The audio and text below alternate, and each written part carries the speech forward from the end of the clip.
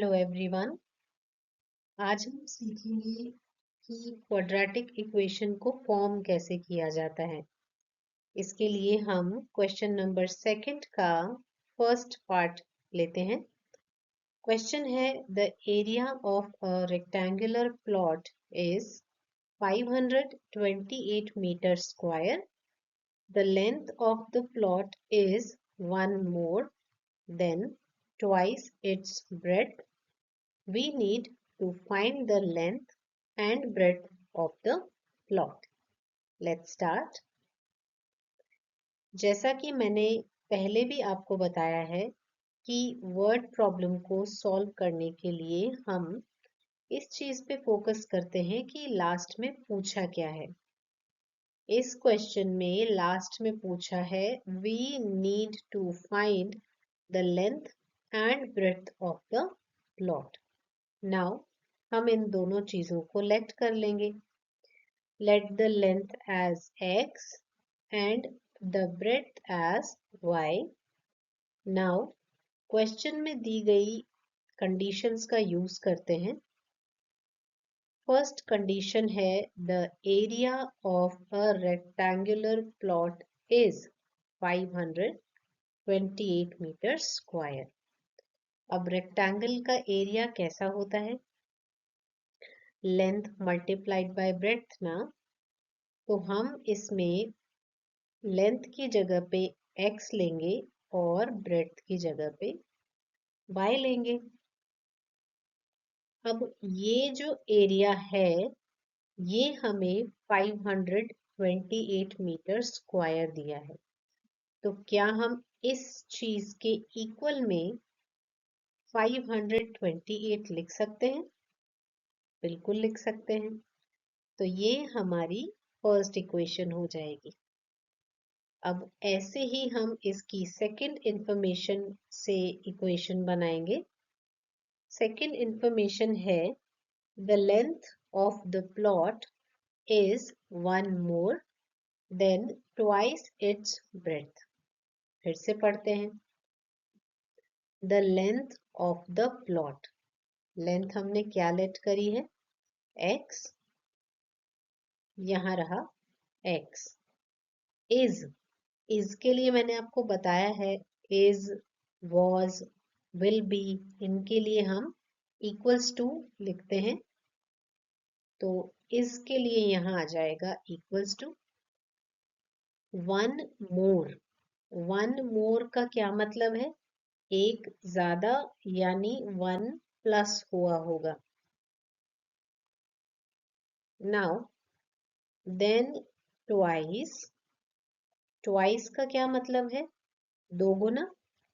To multiply. तो हम यहाँ पे 2 और मल्टीप्लिकेशन लगाएंगे. फिर है इट्स ब्रेड्थ. ब्रेड्थ के लिए हमने y वेरिएबल लिया है तो यहाँ हम y लिख देंगे. ये हो गई सेकंड इक्वेशन. ठीक है. अब इन दोनों इक्वेशंस की हेल्प से हमें एक क्वाड्रेटिक इक्वेशन फॉर्म करनी है. सेकंड क्वेश्चन में यही कहा है represent the following situations in the form of quadratic equations. Quadratic equation का जनरल फॉर्म मैं आपको बता चुकी हूँ. That is ax square plus bx plus c is equal to 0. अब यहाँ हमारे पास में दो इक्वेशंस हैं. हमने चैप्टर थर्ड में सब्स्टिट्यूशन मेथड सीखा था तो उसी का यूज हम यहाँ करेंगे क्वाड्रेटिक इक्वेशन को फॉर्म करने के लिए. तो हमारे पास में इक्वेशन 1 में x की जो वैल्यू है वो आ रही है 528 और ये y डिवीजन में चला जाएगा तो ये हो जाएगा 528 डिवाइडेड बाय y. अब क्योंकि ये वैल्यू मैंने फर्स्ट इक्वेशन से फाइंड करी है तो इसे हम सेकंड इक्वेशन में प्लेस कर देंगे. तो इस x की जगह हम लिखेंगे ये रहा x, इसकी जगह हम लिखेंगे 528 डिवाइडेड बाय y और बाकी इक्वेशन एज इट इज रहेगी। नाउ इस इक्वेशन को हमें सिंप्लीफाई करना है। कैसे करेंगे? डिनोमिनेटर में जो y है उसको हम राइट हैंड साइड में ट्रांसफर कर देते हैं, तो ये मल्टीप्लाई में हो जाएगा। यहाँ रहेगा 528 equals to y multiplied by 1 plus 2y। अब y का 1 और 2y से मल्टीप्लाई कर देते हैं, तो बनेगा y प्लस 2y स्क्वायर। 528 को आप राइट हैंड साइड में ट्रांसफर कर सकते हैं या फिर y और 2y स्क्वायर को लेफ्ट हैंड साइड में ट्रांसफर कर सकते हैं। क्या जरूरत है ट्रांसफर करने की? हमारा क्वेश्चन है कि क्वाड्रेटिक इक्वेशन फॉर्म करो। क्वाड्रेटिक इक्वेशन में इक्वल्स टू 0 चल रहा होता है, तो हमें इस इक्वेशन में एक तरफ 0 चाहिए। तो जनरली हम राइट हैंड साइड की चीजें लेफ्ट हैंड साइड में ट्रांसफर करते हैं ताकि हमें राइट हैंड साइड में 0 मिल जाए। तो हम 2y स्क्वायर को इस तरफ ट्रांसफर करेंगे लेफ्ट हैंड साइड में, तो ये होगा -2y स्क्वायर। y को ट्रांसफर करेंगे, बनेगा -y इक्वल्स टू 0। अब आप चेक करो क्या ये इक्वेशन क्वाड्रेटिक इक्वेशन की फॉर्म है। क्वाड्रेटिक इक्वेशन में वेरिएबल x होता है, इस इक्वेशन में वेरिएबल y आया है, उससे कोई फर्क नहीं पड़ता। फर्क सिर्फ इस चीज से पड़ता है कि 2 पावर की जो टर्म है उसके साथ जो a की वैल्यू है वो 0 ना हो, बस। अब यहाँ पे वो वैल्यू 0 नहीं है, इसका मतलब ये हमारा आंसर हो जाएगा।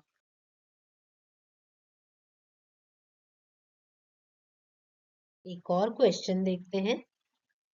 क्वेश्चन है the product of two consecutive positive integers is 306। We need to find the integers.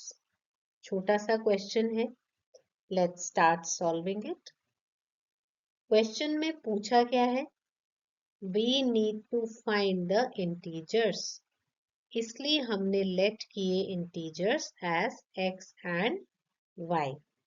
अब देखो क्वेश्चन में एक नाम आया कॉन्सिक्यूटिव। कॉन्सिक्यूटिव पॉजिटिव इंटीजर्स कौन होते हैं? ऐसे नंबर्स जो लगातार आते हैं, जैसे 2 3 5 6 7 8 11 12। ऐसे दो नंबर्स एक दूसरे के बाद लगातार आते हैं, उन्हें कॉन्सिक्यूटिव कहते हैं। नाउ जो इंटीजर्स हमने माने हैं वो कॉन्सिक्यूटिव हैं, तो क्या हम ये कह सकते हैं कि ये जो y है वो x के जस्ट बाद आ रहा है काउंटिंग में? अगर आपको 3 के जस्ट बाद का नंबर काउंटिंग में पता करना हो तो आप क्या करेंगे? 3 में 1 ऐड करेंगे ना, तभी 4 आएगा। 100 के बाद नेक्स्ट कॉन्सिक्यूटिव इंटीजर कौन है? 101। कैसे पता चला? 100 में 1 ऐड किया। वैसे ही अगर हमें x के साथ का नेक्स्ट कॉन्सिक्यूटिव इंटीजर y पता करना है तो हमें क्या करना पड़ेगा? x में 1 ऐड करना पड़ेगा। इसका मतलब ये y x प्लस 1 की फॉर्म में है। ये हो गई इक्वेशन 1। सेकंड इंफॉर्मेशन दी है the product of two consecutive positive integers is 306। इसका मतलब x और y का प्रोडक्ट 306 है। अब लगा लेते हैं सब्स्टिट्यूशन मेथड। इस क्वेश्चन में तो आपको मेहनत करने की जरूरत ही नहीं है, क्योंकि इक्वेशन 1 में y की वैल्यू पहले ही फाइंड करी हुई है, दैट इज x प्लस 1। बस आपको उस वैल्यू को सेकेंड इक्वेशन में प्लेस करना है। तो हम फर्स्ट से वैल्यू ले रहे हैं y is equal to x plus 1 और प्लेस कर रहे हैं सेकेंड इक्वेशन में। y की जगह x प्लस 1 प्लेस करेंगे इक्वल्स टू 306। x का x से मल्टीप्लाई करेंगे आएगा x स्क्वायर और x का 1 से मल्टीप्लाई करेंगे आएगा x इक्वल्स टू 306। 306 को लेफ्ट हैंड साइड में ट्रांसफर कर लेते हैं, -306। ये हो गई ना क्वाड्रेटिक इक्वेशन की फॉर्म। पहला टर्म एक्स स्क्वायर का, दूसरा एक्स का, तीसरा कांस्टेंट और एक्स स्क्वायर के साथ आने वाला नंबर यहाँ कुछ नहीं लिखा है, इसका मतलब 1 है। इसका मतलब a की जगह पे 1 आ रहा है, a 0 नहीं है, इसलिए इसे एक क्वाड्रेटिक इक्वेशन कहा जा सकता है। एक और क्वेश्चन देखते हैं। इंटरेस्टिंग क्वेश्चन है। Rohan's mother is 26 years older than him. The product of their ages 3 years from now will be 360. We would like to find Rohan's present age. हमें रोहन की एज निकालनी है। Let's start. रोहन की present as को late कर लेते हैं। ठीक है, let Rohan's present age as x years और रोहन की मदर जो है वो 26 years ओल्डर है रोहन से। तो मदर की एज क्या हो जाएगी? अगर हम इसे y years लेट करते हैं तो y की वैल्यू x से 26 ज्यादा होनी चाहिए ना, क्योंकि y क्या है? रोहन की मम्मी की एज है। इसलिए इक्वेशन 1 जो बनेगी वो होगी x प्लस 26 ईयर्स ऐड करने से y आता है, इक्वेशन 1। इक्वेशन 2 बनेगी सेकेंड इंफॉर्मेशन से। The product of their edges 3 years from now, 3 साल आज के बाद। प्रेजेंट एज अगर x और y है तो 3 साल बाद क्या एज होगी? 3 साल बाद एज निकालनी है तो हमें x और y में 3 ऐड करना होगा। और ये बोल रहे हैं प्रोडक्ट, इन दोनों एजेस का प्रोडक्ट यानी मल्टीप्लिकेशन। कितना दिया है? 360। सेकेंड इक्वेशन हो गई। फर्स्ट इक्वेशन में y की वैल्यू हमारे पास x प्लस 26 है, उसको सेकेंड इक्वेशन में प्लेस करना है। तो जहां y लिखा है वहां हम x प्लस 26 प्लेस कर देंगे। ये रही सेकेंड इक्वेशन। y की जगह पे x प्लस 26 लिखेंगे। ठीक है, ये हो गया x प्लस 26 प्लस 3 हो जाएगा 29।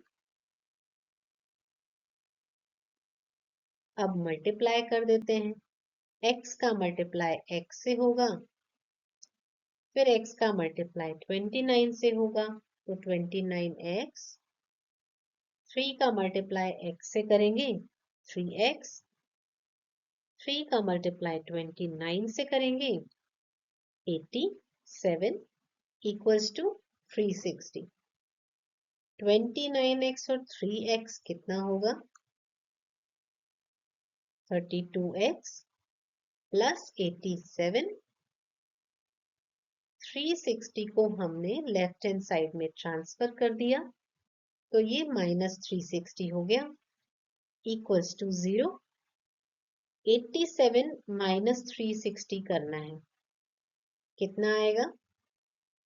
273 of minus equals to 0. ये हो गई क्वाड्रेटिक इक्वेशन. That's it. ये क्वेश्चन देखते हैं जो टाइम, स्पीड और डिस्टेंस पे बेस्ड है. क्वेश्चन है अ train travels a distance of 480 kilometre at a uniform speed. If the speed had been 8 kilometer per hour less, then it would have taken 3 hours more to cover the same distance. यानी एक train 480 kilometres की distance के लिए एक जैसी speed पे चल रही है, यूनिफॉर्म स्पीड पे चल रही है. अगर ट्रेन की स्पीड को 8 किलोमीटर पर आवर कम कर दिया जाए तो ऑब्वियस है कि इस डिस्टेंस को कवर करने में अब उसे ज़्यादा टाइम लगेगा. तो ये कह रहे हैं कि 3 घंटे मोर यानी 3 घंटे ज़्यादा टाइम लग गया इसी डिस्टेंस को कवर करने में. We need to find the speed of the train, जिस पे ट्रेन एक्चुअल में चल रही है, that uniform speed. Let's start. Question में जो पूछा है उसी को लेट कर लेते हैं. The speed of the train as x kilometre per hour. Distance हमें दी है 480 किलोमीटर्स, राइट. अब एक फॉर्मूला हमने पढ़ा है, that is time is equal to distance upon speed. इससे हम टाइम पता कर सकते हैं. अगर ट्रेन की speed x kilometre per hour है और डिस्टेंस 480 किलोमीटर है तो टाइम कितना लगा. Time is equal to distance upon speed. Distance की जगह हम लिखेंगे 480 और टाइम की जगह लिखेंगे t. स्पीड की जगह हम लिखेंगे x. ये हो गया वो टाइम जो ट्रेन को एक्चुअल में लगा है. अब ये कह रहे हैं कि हमने स्पीड को 8 किलोमीटर पर आवर कम कर दिया. तो इसी फॉर्मूला का दोबारा यूज करेंगे और टाइम निकालेंगे. t डिस्टेंस है 480 डिवाइडेड बाय स्पीड. स्पीड कितनी हो गई, जितनी स्पीड पहले थी उससे 8 किलोमीटर पर आवर कम हो रही है. इसका मतलब इस x में से 8 सब्ट्रैक्ट करना है. अब हमें कहा है कि ये जो टाइम लग रहा था उससे ये वाला टाइम 3 घंटे ज्यादा है. तो क्या हम ये कह सकते हैं कि इस टाइम में से ये वाला टाइम मैं माइनस करूं तो मेरे पास 3 बचेगा, राइट. तो यहाँ हम 480 डिवाइडेड बाय x को माइनस करेंगे 480 डिवाइडेड बाय x माइनस 8 में से. ये टाइम ज्यादा था ना, 3 घंटे. तो इसका डिफरेंस आना चाहिए 3 आवर्स. बस इसे सॉल्व कर लो. एलसीएम क्या आएगा, x multiplied by x minus 8. जब हम सॉल्व करेंगे ऊपर आएगा 480x minus 480 multiplied by x minus 8. जैसे हम एलसीएम करते हैं बस वैसे ही किया है. अब यहाँ पे 480x तो एज इट इज आ गया. ये 480 का मल्टीप्लाई x और माइनस 8 के साथ हो गया. तो यहाँ आएगा minus 480x plus 3840 equals to 3 का मल्टीप्लाई हमें इससे करना है. ये डिनोमिनेटर को राइट हैंड साइड में ट्रांसफर किया तो ये मल्टीप्लिकेशन में हो गया. उसको हम यहाँ लिख लेते हैं. अब लेफ्ट हैंड साइड में देखो 480 से माइनस 480 कैंसिल हो रहा है. ये बचेगा 3840 और इस तरफ 3 का x से मल्टीप्लाई करेंगे आएगा 3x उसके बाद इस x से मल्टीप्लाई करेंगे, या आप इसको ऐसा भी देख सकते हैं, इसको कंसिडर कर लेते हैं 3x। अब 3x का मल्टीप्लाई x के साथ किया तो 3x स्क्वायर, फिर 3x का मल्टीप्लाई -8 के साथ किया तो आएगा -24x। अब आप सारी चीजों को एक तरफ ट्रांसफर कर लो, तो 3x स्क्वायर को लेफ्ट हैंड साइड में लाएंगे तो आएगा -3x स्क्वायर, -24x को लेफ्ट हैंड साइड में लाएंगे होगा +24x, और थर्ड टर्म इज 3840। ये हो गई quadratic equation. That's it. Please मेरे चैनल को सब्सक्राइब कीजिए ताकि आपको आने वाले वीडियोस के नोटिफिकेशन टाइमली मिलते रहें। Thank you so much for watching.